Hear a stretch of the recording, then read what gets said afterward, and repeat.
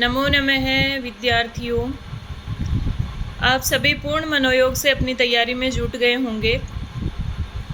कल हमने वैदिक साहित्य से संबंधित एक प्रश्न पर चर्चा की थी कि चारों वेद और उनके उपवेद हमें याद करने हैं, और चारों वेदों के क्रम से संबंधित जो प्रश्न इस बार आरपीएससी फर्स्ट ग्रेड व्याख्याता परीक्षा में आया है कि चारों वेदों का उपयुक्त क्रम क्या है, ऋग्वेद, यजुर्वेद, सामवेद, अथर्ववेद है या ऋग्वेद, सामवेद, यजुर्वेद और अथर्ववेद है। तो इन दोनों में देखिए बहुत सी जगह है ऋग्वेद, यजुर्वेद, सामवेद और अथर्ववेद दिया हुआ है, और कुछ ऑथेंटिक बुक्स में ऋग्वेद, सामवेद, यजुर्वेद और अथर्ववेद दिया हुआ है। तो इन दोनों में मुझे भी थोड़ा कन्फ्यूजन लग रहा है, और अभी देखते हैं आरपीएससी इसका उत्तर क्या मानती है। वैसे अगर ऑथेंटिक अगर माना जाए ना, तो पुरुष सूक्त के अनुसार भी ऋग्वेद, सामवेद, यजुर्वेद और अथर्ववेद ये क्रम होना चाहिए, लेकिन बहुत सारे सर और मैम ने मैंने देखा था आंसर की में भी ऋग्वेद, यजुर्वेद, सामवेद और अथर्ववेद माना है।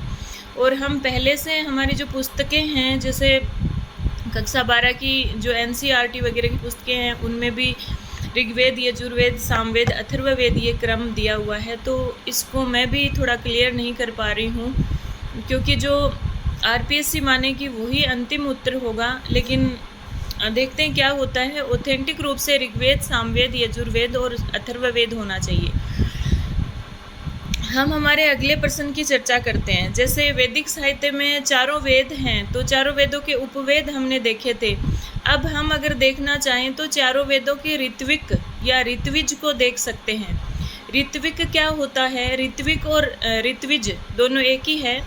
वो होता है यज्ञ के समय, जब यज्ञ होता है तो चारों वेदों से संबंधित मंत्रों का उच्चारण होता है।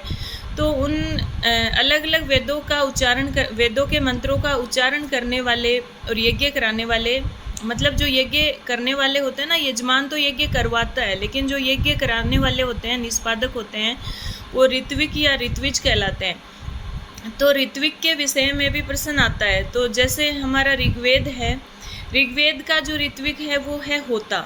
तो इसको आप कैसे याद करेंगे कि होता मतलब हवन, और सबसे पहले हवन कहाँ से शुरू होता है? ऋग्वेद से शुरू होता है, ऐसे सोचिए। तो ऋग्वेद के जो ऋत्विक होंगे उनका नाम होगा होता। और साथ के साथ ये भी याद कर लीजिए कि ऋग्वेद के ऋत्विज होता हैं, इसलिए ऋग्वेद को क्या कहते हैं? होत्री वेद। कई बार ये प्रश्न भी आया हुआ है कि होत्री वेद किस वेद का नाम है? तो ऋग्वेद का नाम होत्री वेद है। उसके बाद दूसरे नंबर पर अगर हम यजुर्वेद को मानते हैं, तो यजुर्वेद के जो ऋत्विक हैं या ऋत्विज हैं उनका नाम है अध्वर्यु। क्या नाम है? अध्वर्यु।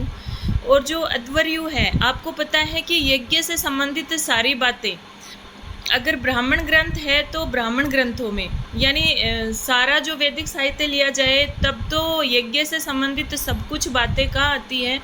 ब्राह्मण ग्रंथों में। और अगर चारों वेदों की बात ली जाए कि चारों वेदों में से यज्ञ से संबंधित जो सारे के सारे कर्म कांड हैं वो कहाँ दिए हुए हैं? तो वो यजुर्वेद में दिए हुए हैं। तो यज्ञ का प्रमुख वेद कौन सा है? यज्ञ का प्रमुख वेद यजुर्वेद है।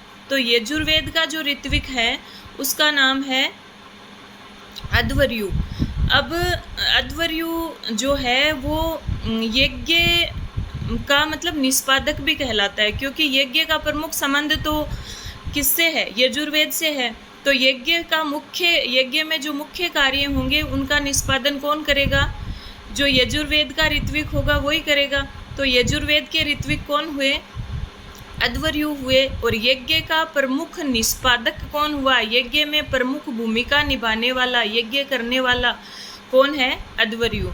फिर बात आती है सामवेद की। सामवेद के जो ऋत्विक हैं उनका नाम है उद्गाता।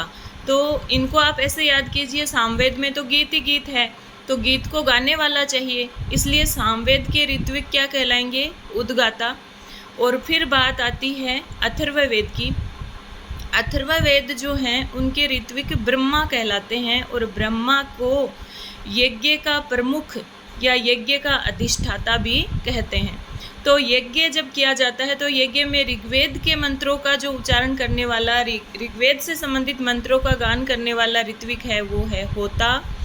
हमारा जो यजुर्वेद है, यजुर्वेद से संबंधित मंत्रों का उच्चारण करने वाला मान लीजिए या यज्ञ का प्रमुख निष्पादक मान लीजिए, कौन कहलाएगा? ऋत्विक अध्वर्यु कहलाएगा।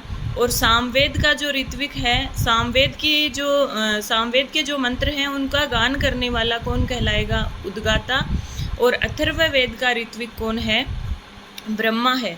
तो इस तरह से जब हम बात करते हैं तो ऋग्वेद के ऋत्विक होता, यजुर्वेद के अध्वर्यु, सामवेद के उद्गाता और अथर्ववेद के ब्रह्मा कहलाते हैं।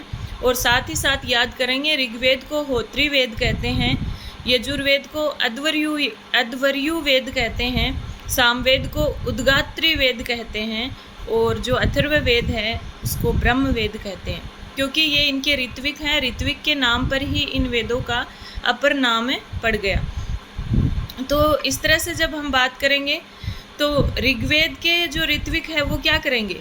ऋग्वेद के ऋत्विक तो सिर्फ ऋग्वेद की ऋचाओं का पाठ करेंगे, लेकिन जो यजुर्वेद के जो ऋत्विक हैं, जो अध्वर्यु है, वो ऋग्वेद से संबंधित मंत्रों का उच्चारण भी करेंगे, पाठ भी करेंगे, साथ ही साथ यज्ञ का निष्पादन भी करेंगे। सामवेद के उद्गाता हैं जो सामवेद के मंत्रों का सिर्फ गान करेंगे। और अध्वर्यु के ब्रह्मा है जो संपूर्ण यज्ञ को संभालेंगे भी, यज्ञ के अधिष्ठाता भी कहलाएंगे। तो यज्ञ के निष्पादक कौन कहलाते हैं? अध्वर्यु कहलाते हैं, यजुर्वेद वाले। और यज्ञ के अधिष्ठाता यानी संपूर्ण यज्ञ का मालिक कह लीजिए, कौन कहलाएंगे?